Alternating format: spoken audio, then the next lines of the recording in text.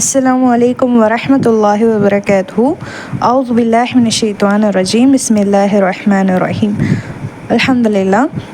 நம்ம இந்த கிளாஸ் 10ல் இன்ஷால்லா நம்ம தஜ்வீத் ரூல்ஸ் வந்து ஸ்டார்ட் பண்ண போகிறோம். இவ்வளோ நாள் நம்ம பார்த்தது எல்லாமே பேசிக் செஷன்ஸ் தான்.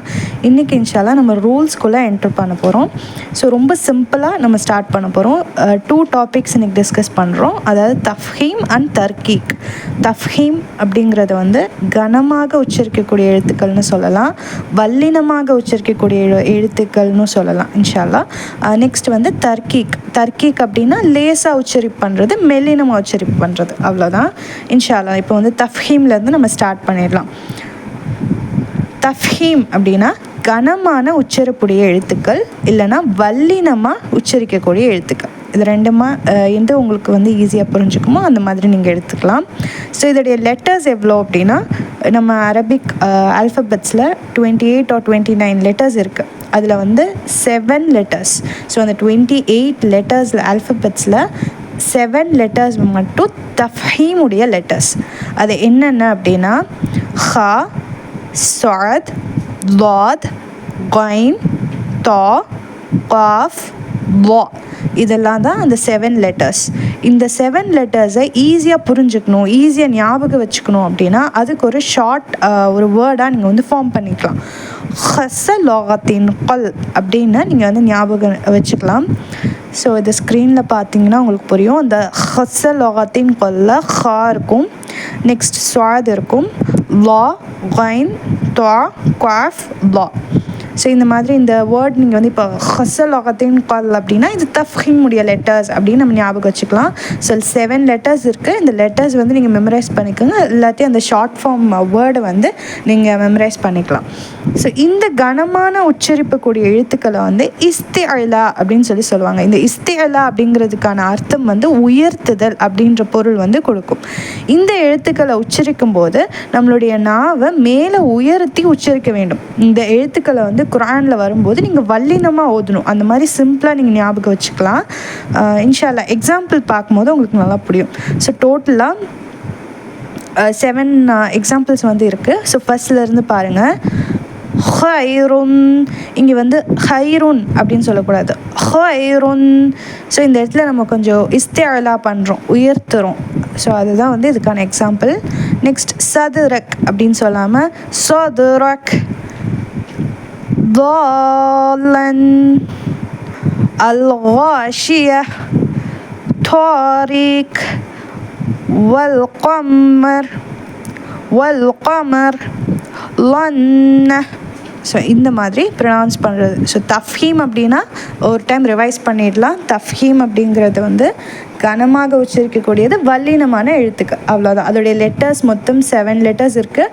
அது ஷார்ட் ஃபார்மில் ஹஸலோகத்தின் கல்னு சொல்லலாம். இப்போ லெட்டர்ஸ் தனித்தனியாக சொல்லணுன்னா ஹா, ஸ்வாத், லாத், கைன், தா, காஃப், லா.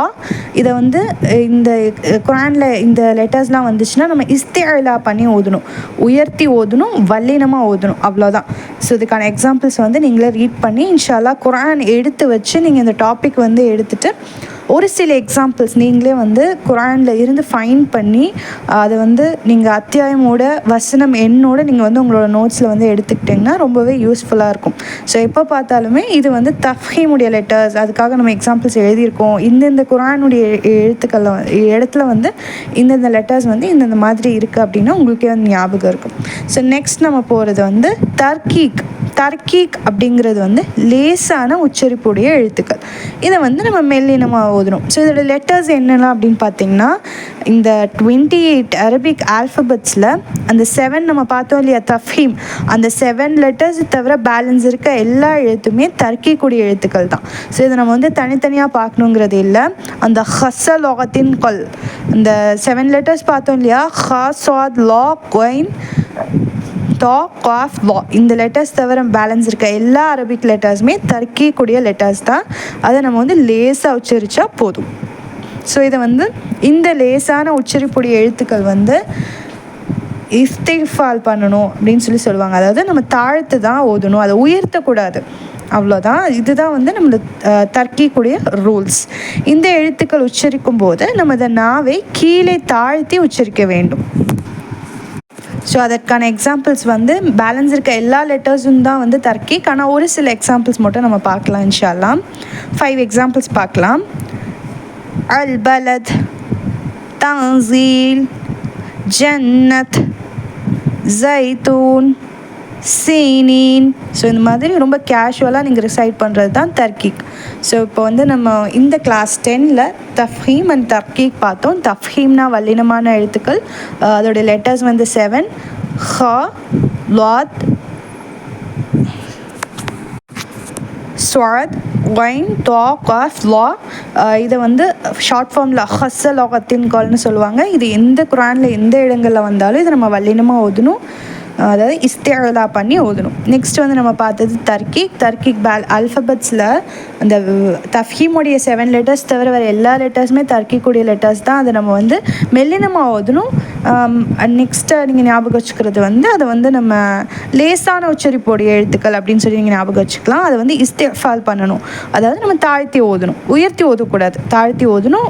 இந்த எழுத்துக்களை உச்சரிக்கும் போது நம்மளுடைய நாவை கீழே தாழ்த்தி உச்சரிக்கணும். அல்ஹம்துலில்லாஹ், இவ்வளோ தான் நம்மளுடைய கிளாஸ் 10. இன்ஷால்லா அதுக்கான நோட்ஸ் எடுத்துகிட்டு நீங்கள் வந்து கண்டிப்பாக இதோடைய கான்செப்ட் எழுதிட்டு நீங்கள் இந்த இடத்துல குரான் வசனங்களை நீங்கள் இது தஃப்ஹீம் இது தர்க்கீக்னு சொல்லி சர்ச் பண்ணி எக்ஸாம்பிள்ஸ் வந்து நீங்களே ஃபைண்ட் பண்ணும்போது உங்களுக்கு ரொம்ப அது நல்லா புரிஞ்ச மாதிரி இருக்கும். அவ்வளோ சீக்கிரம் மறக்காது. எப்போ நீங்கள் குரானை எடுத்து வச்சு ஓதும் போதும் உங்களுக்கு வந்து இது தஃப்ஹீம் இது தர்க்கீக்குங்கிறது ஞாபகம் வந்து அந்த இடத்துல அந்த ரூலை அப்ளை பண்ணணும்.